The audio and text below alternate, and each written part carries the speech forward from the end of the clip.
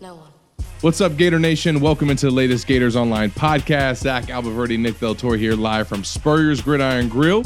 We will be joined this week by Florida Gators linebacker Ventrell Miller, fresh off his trip to Greece.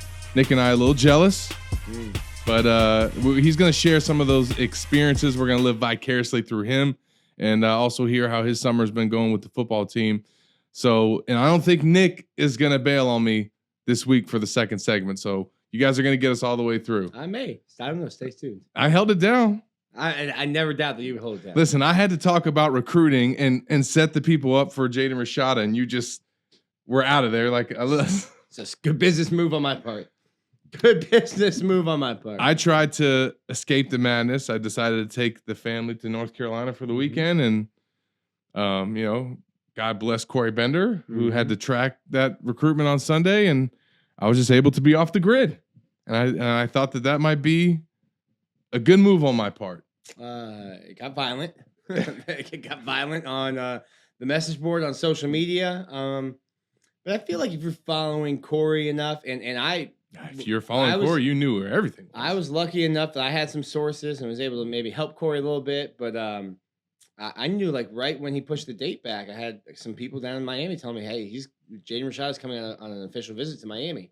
I told Corey, and he was like, I don't think so. And then, like, 12 hours later, Corey's like, oh, yeah, no, that was right. Well, you know who I feel like if you listen to me and Corey enough on the message board that... And Chad Simmons, maybe? Yeah. Oh. You kind of knew what was happening. Like, you weren't surprised at 4 o'clock on Can we give Chad his props? Listen, Chad knows. Can we acknowledge to all the On3 subscribers that he was not trying to sell subs and that he actually had the scoop before everybody else, that this decision could be delayed, that Jaden Rashada could take a trip to Miami, and that the decision was going to come down to UF and UM. First reported by Chad. So he got a lot of crap from a lot of people, not just from Florida fans, about that report. So hindsight's 2020. I think that now that we look back on this, look, man, I mean, this, I said it last week, this had the potential to be a momentous day for Florida, but it also was not going to be the end of the world if he didn't come. This is not a recruitment like Tim Tebow or, gotta name some other players, Anthony Richardson, where you had invested over a year in recruiting this signal caller. And this was somebody that you had kind of based your whole class around. Now, this was going to be a big potential commitment for Florida, but nonetheless, they recruited him for 3 months. But not only were you not that, the coach that landed him was that. The coach that landed him had been recruiting him since September 2021. So with this decision coming down to Florida or Miami, had he not gone to Miami and went to Florida, that would have looked way worse for Mario Cristobal than it does for Billy Napier and his staff not ending up with his commitment after literally 3 months of recruiting him. 1, 2, 3. I didn't even get to another hand, Nick. You didn't even need all the fingers on that one hand. So, I mean, we're talking about the time that's invested. This is, again, typical of bump classes, at least that have been at Florida. History shows a lot of times you don't get your quarterback in the class before the summer rolls around. Sometimes I wrote about it. I mean, before July, the only quarterback that had committed to the Gators in a bump class during all the previous coaches was Jalen Jones to Dan Mullen, who he had previously committed to at Mississippi State. So this didn't work out well. But this is not uncommon to see a first-year coach who hasn't coached a game take some time to land his quarterback for his bump class. This is just the reality of it. I also think the reality of Florida recruiting, I do want to address before we get to Ventrell Miller. There's been a lot made from some of the stuff and the fallout from Rashada. I know our columnist at On3, Jesse Simonton, who's joined the podcast before, wrote an article that upset a lot of Florida fans by describing the past week as messy. I think alluding to some of the, the fallout from Rashada. Hey, that's him giving his opinion. Mm-hmm. I wouldn't have categorized it as messy. I would have maybe called it a roller coaster or turbulent week. But listen, if a messy week is where you get 3 straight on 300 recruits to commit, I like to see what a clean week is going to look like. Hey, that's a beautiful mess to have if you get 3 4-stars in a week. So, I mean, look, it's not time to, by any means, hit the panic button, sound the alarms. We haven't even made it through the full summer. We haven't made it to the end of the July where they're going to have the cookout, where they're going to have Friday Night Lights, and you're going to have a lot of top targets from the state of Florida that are going to be making their decisions. If just calling it like it is, outside of the lineman that just committed to Florida State, who, from what I was told, had been at Tallahassee every week during his recruitment. Don't think a lot of people had him pegged to come to Florida. But the 3 guys that they've really missed on that have got Florida fans up in arms that follow recruiting is Jaden Rashada, AJ Harris, and Tony Mitchell. Mm-hmm. That's 2 guys from Alabama and 1 guy from California. You've missed on 3 out-of-state targets. I understand Tony Mitchell is from Polk County, but he lives in Alabama now, and by the way, committed to Alabama. Mm-hmm. So it's not like they've missed on some guys that were right here in their backyard and they've invested a bunch of time in going to see. So look, we are way far away from that. There's a lot of guys that are going to be making decisions here in the next month or so. Donovan Kaiser at Gators Online kind of put together that breakdown. But, man, it's just amazing the vitriol that we've seen from some fans for a staff that hasn't even coached a game yet. Yeah, and I don't know that this is and people call it an excuse, but what you just said, like a lot of recruiting is relationships, and definitely NIL is. But you're still, I think, in my mind, you're still behind when you have a new coaching staff. Of course, these relationships start when guys are 15 years old, 14 years old, coming to a camp. Guys are getting offered as sophomores. Yeah. So which we just saw a bunch of with the last camps that the Gators had. Right. Got offers going out. Yeah, left for and right. 24, 25. Yeah. So a lot of it, when Dan Mullen first took over, it was still like, yeah, sure, he was an SEC coach, but the caliber of player you're going to get at Mississippi State and the caliber of player you're going to get at Florida are different. There was still crossover. You mentioned Jalen Jones. There was still some crossover. The guys that are going to commit to Louisiana are not on Florida's radar. So while NIL can be an equalizer, and it should be, I don't think that it's a save all yet. Yeah. And there might be a guy that says, "Hey, listen, I'm going to go wherever I can get the best NIL deal. It doesn't matter if I know the coach or don't know the coach." But for a lot of kids, it's still about relationships. Yeah. And this staff, to no fault of their own, is behind on a lot of these kids. They don't have just a relationship. They just met Jaden Rashada. They just met AJ Harris, Money McClain. Like they're just meeting these guys. Like Cormani McClain was never going to go to Louisiana Lafayette. AJ Harris went to Kirby Smart's camp in 6th grade, shook his hand and said, "I'm going to play for you one day." And now he's committed to Georgia. Kind of hard to recruit against that. Yeah. He was not at camp in Lafayette. But you mentioned NIL. I said last week, solo, that if Florida did not get Jaden Rashada, it was not going to be because of NIL. And I think that people probably see that now. I do want to address that quote that came from the lawyer that tried to paint Florida's collective as dysfunctional. First of all, to clarify, Gator Collective, for all the great things that they do, is not offering millions and millions of dollars to any player, let alone recruit, because that's an NCAA violation. But they're not offering that to players. That's not how the collectives work at Florida. If you're talking about millions of dollars being allocated toward a player like we're about to interview, like Ventrell Miller, that comes from the Gator Guard, folks. That comes from folks like Hugh Hathcock and some of the other donors of his caliber. So, to say that or paint Gator Collective, this grassroots organization for average fans that does all these great things but does not have that type of capital, that's just preposterous, first of all. So he was off base there, but I think Nick and I's experience with Gator Collective, the fact that they even had to put out a statement from the Fan Fest to the events that they've organized to the podcast appearances that they set up to even the Twitter spaces that they do. I don't think anything's disorganized or dysfunctional about what they do. And it's unfortunate that they got caught in those crosshairs. Well, some fans might want them to do that, but they're not trying to get into NCAA violation territory. I'd argue that the NCAA is a toothless dog. And here's why they don't, because all those players have to do is come to Florida, take an official visit, and hear from the presentation that if you come here as a player at the University of Florida, these are the NIL opportunities that you're going to get. You're going to hear it from the players who are benefiting from that. Here's the deal that I signed. Here's what our starting quarterback is doing with NIL. Here's what our starting linebacker is doing with NIL. You're not getting the McDonald's bag at Florida. No. You would in Knoxville.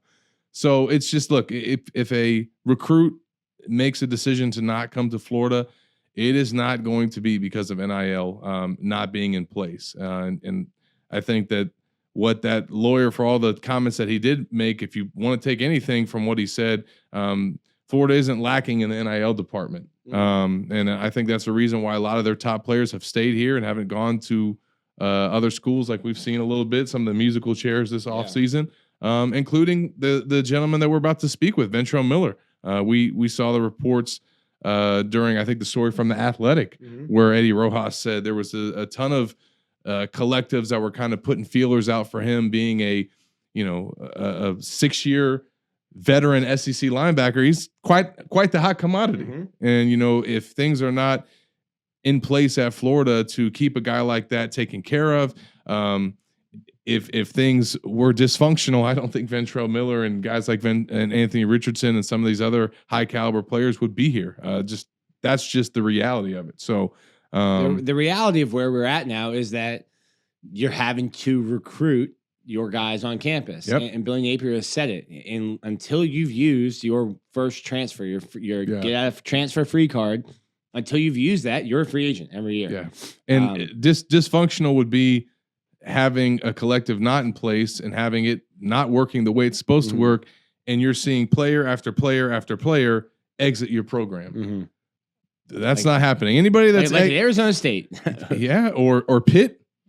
Florida's not losing players to USC or some of these other NIL powers. We're going to jump to this first break. When we come back on the other side, we'll be joined by Ventrell Miller to talk about his trip to Greece and how his offseason has been going with the Florida football team. Hi, Steve Spurrier here. Making a reservation at my restaurant is easier than a Saturday afternoon homecoming game against Vandy. You don't have to call or email.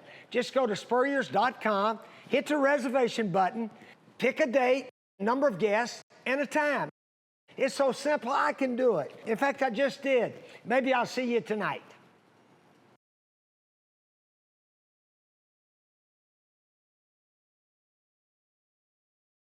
Welcome back into the Gators Online Podcast, and we're now joined by our guest of the week, Florida Gators linebacker, Ventrell Miller. Ventrell, appreciate you joining us, man. No problem. Thank you guys for having me. What's going on, y'all? You said the Greek freak, the new Greek freak, Ventrell Miller. Greek freak, man. I ain't gonna lie. Listen, man, we got a lot of fun topics to get into today, but I got to start with this. We got this photo of you in Greece, overlooking the city. I don't know where you were. The mayor of Greece. But from the first time I interviewed you as a high school kid, when I came to your house, and I had the goals on.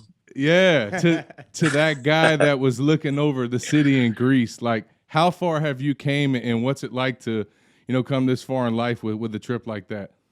Man, it's been a whole lot of maturing, like, during this process. I can't lie. But to be from not going nowhere to being able to travel the world a little bit, man, I can't say I'm having a great time. I can't lie. Just trying to continue to stay focused on the things that's supposed to be focused on. I got a chance to go to Greece. Like you said, I was looking off into the city. It was at Acropolis, way up top of a mountain. We had to hike the mountain a little bit, and I got a great picture of us. So that was a fun time. The view was amazing. I'm glad I went on that trip. I can't lie. So can you believe that you had 4 or 5 years ago, you had Zach down there in Polk County? Yeah, man. Sitting in your living room. Could you imagine in the living room with grandma? Yeah. The choice to go to Florida and play football has given you these kind of opportunities. These kind of like outside of football, going to Greece. I'm 33. I've never been to Greece, Right. and you've now had an opportunity to do something like that. It's definitely life changing. Like you said, being able to just to go to Greece, get a top five education in school. Like these are like the great opportunities that you just get from coming to Florida. So I definitely made the right decision in doing that. So definitely had the time of my life, even though it's going on 6 years, but I've been having a great 6 years. Can't lie. So now we'll talk a little bit more about GatorMade and a lot of other topics today with you, Ventrell. But I want to specifically start with this trip to Greece. For folks that don't know, you joined 15 other student athletes. I think there were 16 total that took this trip, 10-day trip out to Greece, where you guys basically did a service abroad mission, where you guys did a bunch of charity work, but also got to see some of the coolest sights in the world. Definitely. When did you first hear about this trip? And like, did you immediately jump on and say, "Hey, I want to go"? I think some guys had to be selected as well. So talk about that process. So basically, we first heard it. GatorMade. GatorMade was giving us a little presentation, and they basically announced the service abroad trip. I was a little hesitant at first because just from not being anywhere, I was a little nervous of going on the trip. So they made us bubble in choices, just know a maybe if you want to go on the trip. So I bubbled in a maybe. And then as it got a little closer, I reached out to Savannah Bailey, and basically she really changed my maybe to yes. So after that I was pretty much locked in on going. And then they had another presentation, and basically at this presentation they announced the 10 guys that'll be going, and I was thankful my name was on that list. So. Now, how did she change your mind from maybe to yes, Savannah Bailey? Just as far as like saying it's going to be a good trip, saying whatever I needed, she'll provide, and stuff like that. Just making me feel like at home, even though I was way across seas in Europe. So, what were some of? Obviously, it was a service trip. It wasn't just like, "Hey, we're taking 10 guys to go party in Europe." Right. What were That's what Nick wants to do. That would have been my maybe. I'm like, wait, I have to do stuff? Like, I just want to go to the club. Yeah. I'm good. What were some of the service acts that you guys did, and how did those impact you personally, and how did that make the trip different than the one that I want to go on, just partying? So basically we had a chance to go to like different like shelters for like children. So while at those shelters, like they'll have us doing like painting, moving stuff, just interacting with the kids, having fun with the kids. I know we also went to like a homeless shelter, and we like prepared food. Like, I was able to cut some carrots, slice some onions up to put in the soup for basically anybody that was homeless or anybody that needed a meal that day. We were able to cook up some food and pass that out. While even like, I remember a lady came in, she was a single mother, and we made like a gift basket for her and put like a whole bunch of food, all kind of stuff like that inside it. Definitely had fun with the kids while out there, learned how to paint up some walls. But yeah, it was definitely a great time out there with everybody, and just seeing like the culture change, and basically trying to help out where I could without being a burden to the people over there. So. What does that do for you? Because I know, like, when I get the opportunity to do stuff like that, like, you talk about, like, you only have a cup, like, you only have so much to give at all the times. But when you do stuff like that, I feel like you get something back into your cup. Like, it helps you. It always brings me up, spiritually. Definitely. It's always a joy. Anytime I feel like you're able to help somebody out, you get a good feeling from it. But I also feel like it's just a humbling experience, and just looking at, from my standpoint, what I got, just to be appreciative of the things that I have. So definitely humbling experience. And yeah. And how cool was it also that there got to be other UF athletes that came on this trip? It obviously wasn't just for football players, but you had players from all different sports that got to experience this. Definitely. So I think that was the best thing. I feel like, just in the sense of having those players, like my teammates there, to make me feel like at home, in a sense. We built a lot of team bonding, not only with the football players, but the women's sports outside, like tennis, not tennis, volleyball, track, stuff like that, lacrosse.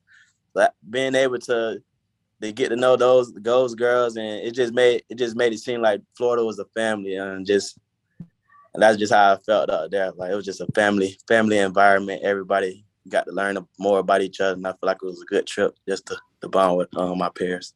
Now we talk about that cool city that you got to visit. What were some of the highlights in terms of the tourism spots that you guys got to hit?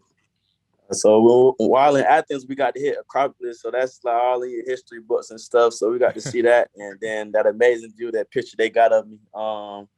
We also got to go down to Santorini. We got to check out the beach, hiked up a volcano. We seen the houses with the blue tops, seen the horizon falling, the sun falling down. Like it was a great view. Like, yeah, so was this a live volcano? Nah, not alive. I think they had that. Nah, not alive. I was gonna say, I mean, I want to walk up that one. No. I don't know about that. If anybody would do it, I might pick you to do it though. I gotta be real. I don't think you would be scared. It's not about being scared. We're Florida boys. Like, hey, hurricanes coming. That's cool. That's cool. Now, volcano? No, thank you. I'm telling you. Yeah, all right. No, thank you. Now, were you scared of any food items? Did you try everything? Was there anything that you were hesitant about? Man, so I was over there. I tried I feel like about everything I tried. Got a chance to try some octopus. Never tried that. Swordfish. They got like different olives over there. I do not like their olives, but the olives over there is like have a thing for their olive oil. So tzatziki sauce, I like their tzatziki sauce. There's different types of things. The Greek salad was okay with me. I wasn't a big fan of the Greek salad. But yeah, they had a lot of good options. That last day, I had got some lamb chops. Ooh. That was them lamb chops was made my whole trip. Was that what was the best thing you ate? I have to say the lamb chops. Those was finger licking. You gotta get lamb chops medium rare. Medium rare. That's what I heard. That's what I heard. Medium rare, but that's what I heard. But like I said, I can't. I don't think I could do it. Ventrell, Here we go. Even mistake, I can't.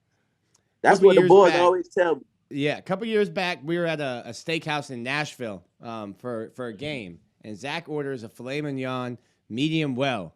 And I couldn't stop myself. I go, what? The cow's already dead. You don't need to kill it again. And our waiter starts laughing at him. The waiter starts laughing at him. So Zach's starting to come down on how he orders his steak. They came after me, man. No, I can't. Had to. He ordered the. I was with you at one point. They got me to a medium. They got me all to a medium. I don't know. Going back into the rep part. That's what they were. I worked myself to that point. Bro, you ordered a $40 steak, and you were like, "Can you make it beef jerky instead?" And I'm like, "No." Now, what was there like moments right now that come to mind that were some of like the absolute funniest moments on this trip that you guys just bust out laughing because of something somebody did? I mean, anything that really sticks out with some of your teammates where it was just something you'll kind of always remember. Really, like the whole trip, like I feel like the boys just hanging out, just clowning each other, having a good time with each other. I remember even like it's like a big old obstacle course out on the beach. Like you had to swim all the way out there to it, and then get on it. And basically, like we had to race. Just everybody wipe outs. That jump was just too funny. Everybody wiping out there and jump like that. Then everybody did the obstacle course. Everybody did the obstacle course. A lot of people, not everybody. Who was at the beach, you had to, if you wanted to swim out there and get on it. Basically, you could get out there and swim. So yeah, man, everybody that swam out, it was quite a few people though. So we had fun out there. That's awesome. And obviously the best part about all this, Ventrell, aside from experiencing all these new things, is that you got to skip a week of off-season workouts, right? It ain't bad. And that wasn't bad. I was a little upset at first, but when I came back, I thought I was gonna lose the step. But I feel good. I feel even better. Going out there, that sun was something different. I can't lie. Sun was different out there. And let's get into some football talk, obviously, and appreciate you sharing some of those experiences with us, man. It sounds like you had a lot of fun on that trip. How have what they call the regimen phase? How's that been going for you and your teammates, and how challenging maybe have some of these workouts been? It's been pretty good. Challenging as well. Just having to wake up those early mornings, get it, having like stadium runs and stuff like that. It's just been testing your conditioning. I feel like that's been a good thing for for really everybody, just to be able to get a chance to get in shape, get back stronger in the weight room. So that's been going good, pushing yourself. Now, kind of break down to us what these regiment standings and kind of how you guys split up the teams. And I know obviously you're one of the leaders of your group. What's that competition been like, and what's that kind of created amongst all the guys? So it's definitely created. I feel like it created an accountability thing among the team. You don't want to lose points for your team. And last place, you got to do extra running, so you never want to be that. But unfortunately, my team has been down there a couple times now. So. That's what I was pulling up. This is only from week one, but show me my opponent's kind of down there. So you basically the talk of the town. Basically, you can't say nothing to nobody. They gonna tell you in last place. So it's everybody trying to do their part. They get out that hole for me and for the boys up top to stay up there. So it's been a competition every week, and we see who gonna be at the top. So it definitely feel like it's a challenge for everybody. It provided a challenge for everybody and leadership. But you're back from Greece now, so they're gonna have to see you. Right, that's what I'm saying. I've been missing out. That's what I done missed my whole week. Now they talking about they scheduling the points up again. I think tomorrow. Haven't even been here. I think we're in last place again. So they got to see me this upcoming week. Yeah, we got to get to the top, man. Are you gonna have to do that last place running though, even though you weren't here? You got to. You're captain. Yeah, I'm the leader of the team. They gonna want to see me out there before anybody. So. Yeah. You got to make you up. Out there, yeah. now, obviously, this summer regimen is designed to get you guys ready for fall training camp. That's right around the corner. I know football is what you love. How much are you guys getting ready for that and excited about the 2022 season you got coming up? I'm just excited for just all the work we've been putting in. We've been going over OTAs. That's been good. The player run practice. Yeah, player ran practices basically. Yeah, so that's been going good, pretty smooth. I feel like everybody's starting to know what they're doing now, and it's starting to click for everybody. We're playing fast, moving fast, so definitely ready for the fall camp. Gonna see what that's like. I feel like I done been through like three different types of fall camps, so that should be fun. For you too, I wanted to ask just quickly, like, first off, what does it feel like to have a bicep tear? And then I think you kept playing football with 1.5 bicep. Yeah, so basically, for me, I didn't even really feel it happen until I had my helmet in my hand. In my left hand, I tried to put my helmet on my hand with one hand, and it did not go nowhere. So it just, my arm was just like tremendously weak. So I was like, so I ended up putting it on with my right hand, still going out there to practice. Got back. They didn't really think too much of it from looking at it, because I guess they didn't really see it. Went out there and tried to play in the game. I guess Alabama, right? USF. USF, right. Yeah, USF. Right before Bama, I went out there and made a tackle, and I just felt my arm was just giving out on me. So I was like, let me sit down and get this and check and see what it was. But my arm was just so weak, I felt like had a dead arm, I felt like out there. So. Now, there's that picture of you from last season. I don't know if you've seen the screenshot, but it's basically you at the end of the Florida-Alabama game, and it's the final score, and it's a shot of you just staring out on the field. Yeah. What do you remember? What was going through your mind at that moment? Just upset, disappointed that I had done got injured right before that big game. Wanted to be a part of that game and help my teammates try to get on top of that game. So I was hurt that I couldn't play in that game. Just trying to, and then I don't even think I hadn't got surgery, so I was just, I don't know, I was out of it right there. But just to see how close my team came to win, and I was like, dang, could I have made a difference? Mm-hmm. Yeah. Well, and I like to also say as well, and I think people ask us this, about the 2022 season and what we think. I've said a lot, Ventrell, that I feel like with a healthy 51 and a healthy 15, this team is a lot better. You know, those two numbers right there, you flip them around, you got your leader on the defense and you got your leader on offense. How much do you feel like you personally and obviously Anthony now as the quarterback, can make a difference for the team this year? I feel like we two big key components for the team. Like you said, quarterback of the offense, quarterback of the defense, and your quarterback, you got to have your quarterback out there that I feel like to be successful. So I feel like me and him bring a huge component to winning games as far as just leadership, accountability, and just making plays out there when they're ready to be made. So I feel like we bring a big part to the University of Florida team. That's awesome, man. How much did losing last season? How much are you like chomping at the bit now to get your this senior season going? Right, I'm antsy for this season. I can't lie. Just been sitting out. It's a lot of games. It's a lot of games that I'm taking personal this year. Texas A&M. I was at the Kentucky game when we lost over there. Still hurt on the sideline. I got the field storming on me. So it's a lot of personal games I'm ready for, and I can't wait to play him. And I'm hyped up. He's got to be able to go out this year. List. Yeah, I got it. You got a written hit list? Every team, really every team on there. I'm ready to get back out there. I can't lie to y'all. It's gonna be a great year. Revenge tour, and then obviously, other than your team goals, what are some of your personal goals for yourself this year, and just trying to go out with a bang in your final season?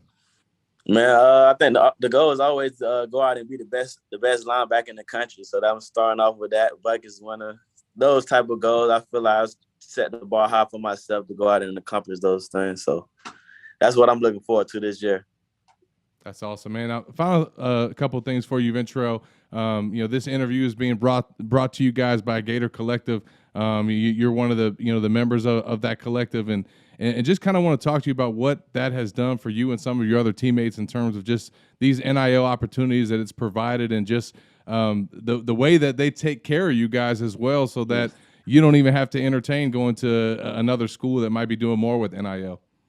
Mm-hmm. Right, they definitely take. I gotta thank the Gator Collective because they definitely take care of us as a team. Like they make sure like the financial status is not a problem. They make sure everybody's got theirs, and I feel like they've been a tremendous help just for even to get my name out there. As far as doing these interviews and things like that, they've been a tremendous help for me and my teammates. That's awesome. How much does it help? Because a lot of people will say you're getting free tuition. That should be enough. But how much does it help? Because like your freshman year, you didn't have this opportunity. NIL wasn't a thing. So how much just on a day-to-day basis does this NIL and the Gator Collective, how much is it helping? I feel like you don't have to really stress about money in a sense. You go out there and be able to buy the things that you need. Be able to even support your family a little with some of the money that they send you if your family's in a bad circumstance. So I feel like just in those ends financially, like they help out big. So that's how I feel about it. And then also just the opportunity to interact with fans as well. They had fans as well. Right. They had the Fan Fest earlier, and they've had some of these other opportunities where you guys get to interact with fans in person. How much has that kind of added to your experience here at Florida? Right. I feel like it's been a great opportunity for us and the fans to be able to engage with us. Like I was just saying earlier, just in the sense of building your brand, more people know about you, more fans that get to interact with you, and you might just make a person's day just by even signing something or just engaging in a game or something. So it's definitely a life-changing experience. That's awesome, man. And then to wrap it up, we started talking about GatorMade and the trip to Greece. That program in general, led by Savannah Bailey and a lot of other folks that are working within it, what's that kind of created for you and your teammates, just in terms of the off-the-field development and all these different initiatives that they've kind of done with you guys? I believe it just shows everybody how much they care about us. Trying to get us access to different things like going to Greece, providing like tips and stuff for how to manage your money and different things as far as that. So it's helping you outside of football, not just only in football. So I feel like it's just showing you that they care, they care about you as a player, but as a person as well, to get you right on those things. Now, did you pick out some fly suits from Men's Warehouse? Man, I gotta go. I gotta go soon. I end up missing that, but I gotta go soon. I'm headed down there soon to get my suit checked out. You got to so claim your two. I mean, we got SEC Media Days coming up. I'm guessing you're gonna be. I'm guessing you're gonna be going to Media Days. I gotta go before that. Definitely. You said how many days? I said I'm guessing we're gonna see you there. I think the Greek Freak. Yeah, definitely. The captain. I hope I get chose. That was a great time as well. There. You got yeah. He was there last year with Zach and was just Zach. you? Yeah. That's awesome, man. Zach was like, I got this money burning a hole in my pocket. I'm trying to go to the mall. Yeah. Zach was trying to leave. Rick is like, Zach, don't go anywhere. Right here. You know those Tampa boys, man. They get a little wild. Tampa You know, boys. Love my Tampa boys. They're Central Florida boys. Last question for me. Heading into what might be your last year. It took me 6 years to get through college too, so don't worry about it. But heading into your last year, what are you as an older guy? What are you kind of looking at? Do you maybe have like a more mature perspective? Do you start like realizing like, hey, this is my last fall camp. Hey, that was my last spring camp. Do you start thinking of things like that? Does it help motivate you? Are you getting sentimental at all? Yeah, I definitely feel it. I feel like it gives me a sense of urgency in a sense, like this is my last year. Like you gotta be able to put the work in right now. Like this your last opportunity to do it. Like you gotta put it in. I feel like it made me go harder, knowing that this is my last year, my last chance to put stuff on tape. So I'm working towards that, putting the work in to showcase that this fall. It's like that alarm clock goes off at 5:30 in the morning, and you're like not as mad as you used to be. You're like, all right, well, I guess. I'm definitely grateful for the opportunity. We're not going to snooze this alarm today. he might have done that when he got back from Greece, though. He had adjusted the jet lag. You know, I snooze mine. Yeah, today. I've been going to sleep there at 8:00 and waking up at 3 for some reason. I don't know what that's. That's awesome, man. Well, listen, we appreciate you finding time in your day to visit with us, man. It's always great talking with you. Make sure you tell the family I said hello, and we'll see you at SEC Media Days, bud. Greek Freak. Definitely. Thanks for having me, you guys. Next time I got to come in person. Get that bill next time. Gotta get a plate. Already, man. Take care, bro. All right, appreciate take care, guys. Thank you. Yep. Looking for more reasons to celebrate? We have them here at Celebration Point. Enjoy some of the newest additions to our already celebratory lineup, like Dave & Buster's, Les Macarons, and Prime and Pearl. There's always a reason to celebrate. Join us anytime for any occasion. Celebration Point, where Gators come to celebrate. Welcome back into the Gators Online Podcast. Appreciate Ventrell for joining us and letting us live vicariously through him, Nick. I wish I could have got some of that food, man. See, I'm big on seafood, the swordfish, and you're in a coastal town there. Like, have you had octopus? Of course. I've never had octopus. I've had grilled, fried, all kinds of octopus. Delicious. Delicious. They have some here, I think. Yeah. I mean, maybe when I go to Greece, I'll try it. Yeah, no time soon. Yeah, I'm not. I don't know if I'm trying octopus. Octopus is good in Gainesville. You're just eating the tentacles. You're not eating like the head or the body or anything. It's good. Oh, man, I don't know. You have to sell me a little bit harder. Well, listen. Apparently, Billy Napier needed to sell that letter a little bit harder that he wrote last week. I mean, gosh, have you ever seen an overreaction to a thank you letter before like that?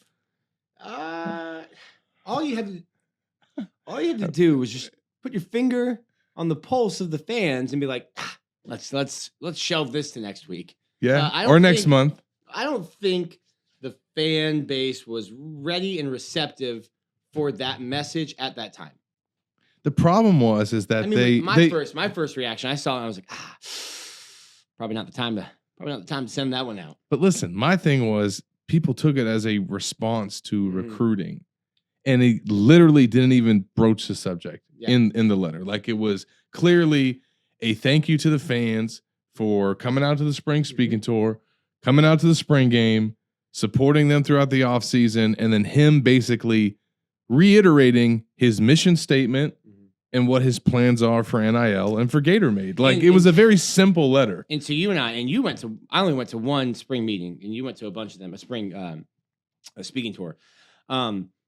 And I don't mean this to bash Billy. Nothing nothing he said in that differed from anything he has said at any of those speaking tours or anything he's said since his introductory press conference in December. So to me, it's not to say like, okay, this is boring or this is regurgitated, but it's boring and regurgitated. I think it was the exact same message he's given since day one. It's just not what people wanted to hear. That's what it is. There was nothing wrong with what he wrote, even if it was a summary of a lot of things he said. It was still kind of him giving a state of the program. Fans, recruitniks wanted it to be all about recruiting and specifically address that. That's not when he started writing it. I'm sure that's not what he had in mind. You read it in the lens of the glasses that you were wearing. And if you were a positive, if you're a sunshine pumper, like they say, nothing wrong with it. If you are a diehard recruiting fan, you read it with crimson red flaming glasses because you were already angry. And now you're thinking, this idiot doesn't get it. And it wasn't about recruiting. It wasn't in response to the fans. This is something that had been planned. Yeah, he was going to put this letter out this whole time. This was always coming out. So my argument is, just wait. Let's push a pause button. Let's listen. Push this back. Billy is a regimented man. You're not going to knock him off his schedule. Yep. You know, and I'm sure maybe one of the folks over in the SID department tried to, and regardless, to Billy's credit, clearly in tune, I think, with the reaction. If you mentioned having your pulse on the fan base, if he didn't know that it was a bad time to put out the letter, he clearly got the hint after the fact, because he went on 1010XL with Hayes, and he basically gave a 20-minute interview that addressed a lot of things that fans wanted to hear. If you hadn't heard that interview, I kind of highlighted some of the main takeaways at Gators Online throughout the week. Billy Napier basically addressed the state of recruiting in his bump class. He addressed the letter and why he felt it was important to write the letter. And then he even identified, some nuggets from the offseason about guys that are sticking out in terms of team leaders and stuff. But I think the biggest takeaway that fans wanted to hear was what he had to say about recruiting post Rashada. And he basically laid it out there and said some of the things that you alluded to in the last segment, Nick, but just about the fact that they are a first-year staff they're in unfamiliar territory in terms of the state of Florida. There's a lot of new relationships and connections that have to be made. And this is not something that is a quick fix, and it's not something that happens fast. It's going to take time. He's preached patience from the get-go, to your point.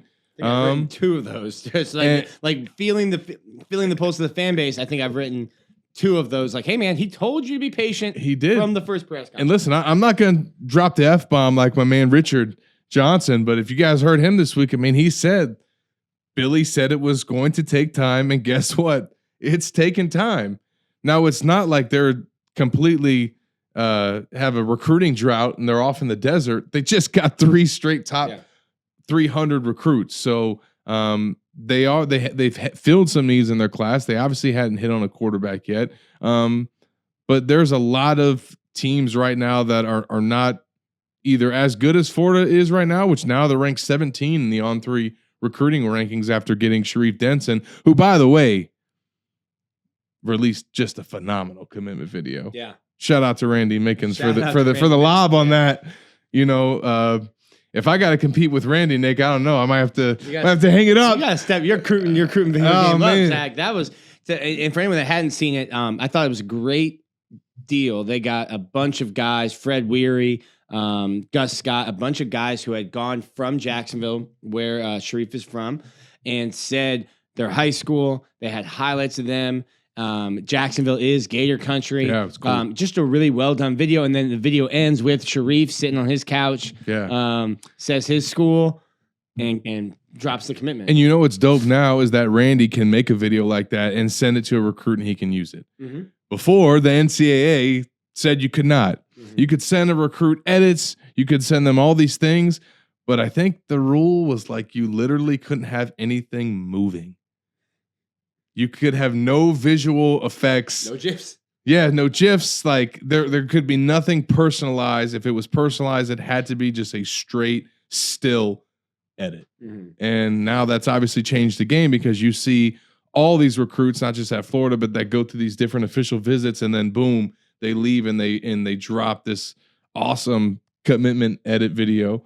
So that's obviously a thing now, and I think Florida is kind of in a situation now where they're going to have a chance to land some more pledges here in the coming weeks, and that's also what Billy kind of alluded to in those comments was, hey, this is going to take time, but at the same token, we are in a great position, was his quote, in a great position for some of the best players in the country, and we're going up against some of the best players in the country for those players.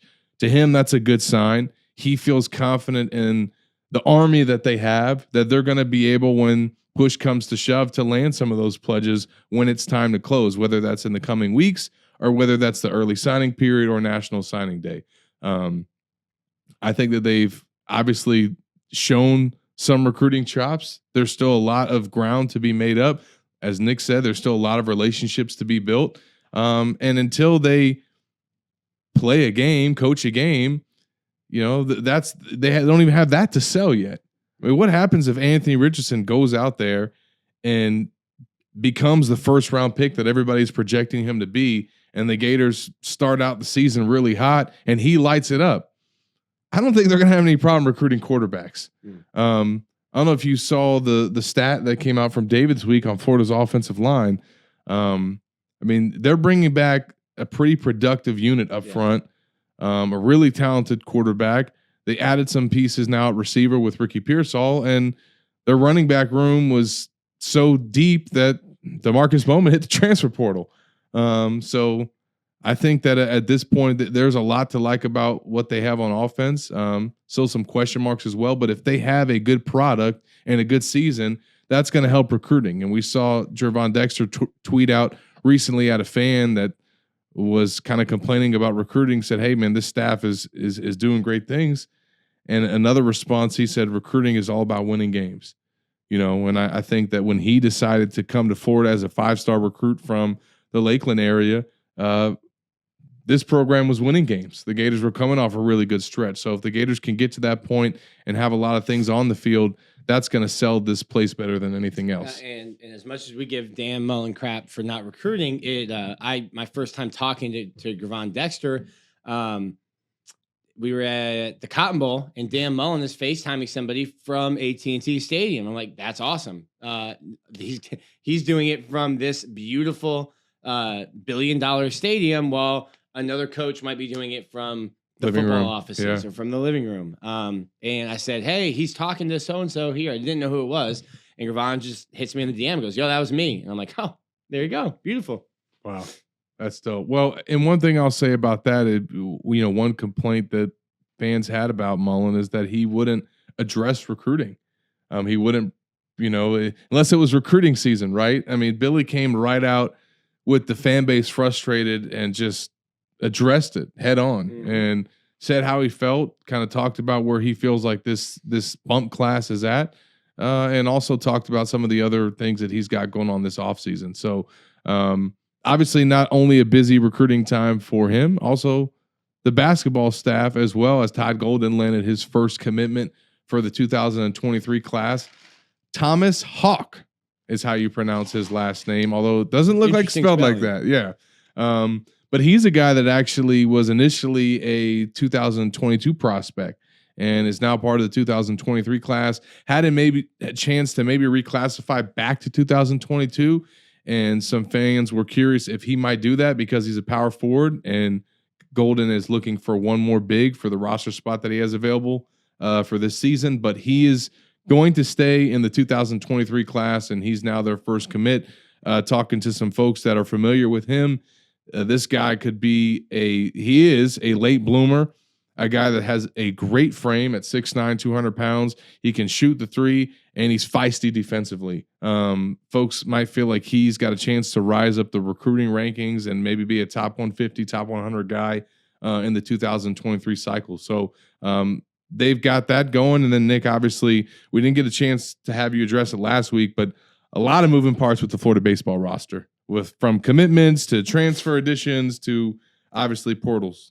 Yeah, and there's going to be more coming. I think Kevin O'Sullivan took the took the stance of we've been really successful just recruiting at the highest level in high school. Yep. And then this year, if you look at Ole Miss's roster, they've got seniors, they've got fourth-year juniors, COVID juniors. Like they were a very old roster, and I think Florida's youth, 21 of their 35 players were either freshmen or redshirt freshmen on the roster, which is normal for a top-tier college baseball program because most of your best players are going to leave after their junior year, and you're going to be young.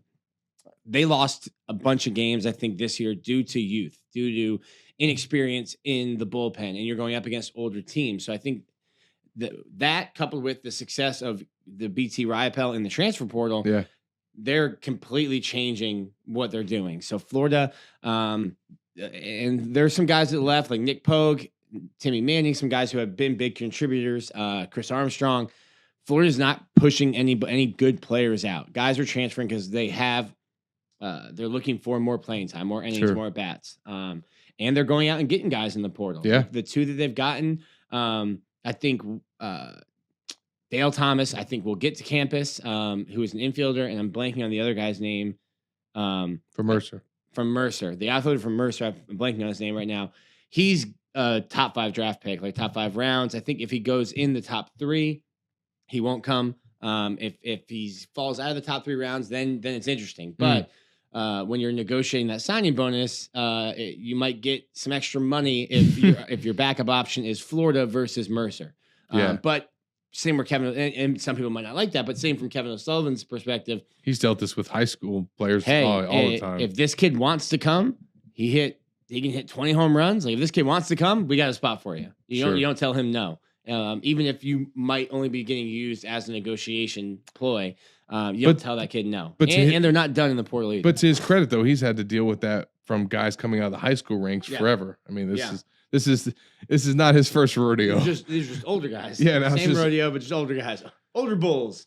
Well, obviously, we got to talk to one of the older bulls today for Ventrell Miller. Appreciate him joining us, and always great to catch up with him. And you guys saw the picture that we put out for the podcast. Just to see that guy from where he came in Polk County, and just this high schooler coming to Gainesville to how much he's matured and now he remembered you and Grandma in the living room. Listen, when we showed up, Grandma and his mom, they were pretty excited. I mean, that was reporters coming to talk to them and like get the story on their son. They got to kind of have their moment as part of that feature. So that was cool to get to know Ventrell Miller then, and then run into him at SEC Media Days last year, and obviously expect to probably see him there this year.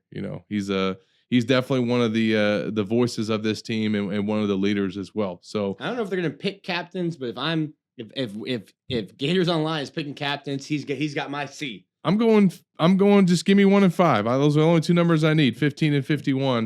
You just flop those around. I think. And then Jeremy Crawshaw as the punter would be the third. I mean, the third captain. Look, he'd be captain number 1 in Nick's book. We will get Jeremy in here at some point. We gotta work on that because that can't be an NIL deal because he's on a student visa. That's gonna be a special episode because that is gonna be a dual athlete episode.